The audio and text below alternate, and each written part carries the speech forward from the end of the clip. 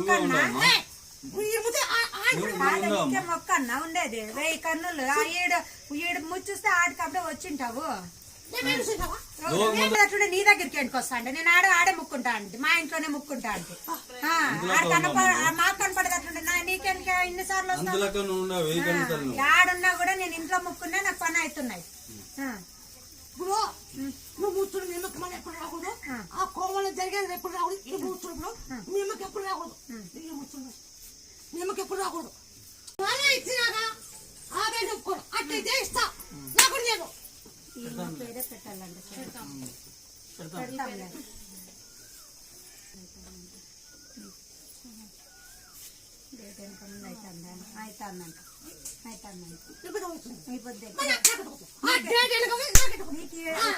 నీకు మెడికల్ లెక్క నీకు తెలిసిపోయి ఉంటుంది అప్పుడు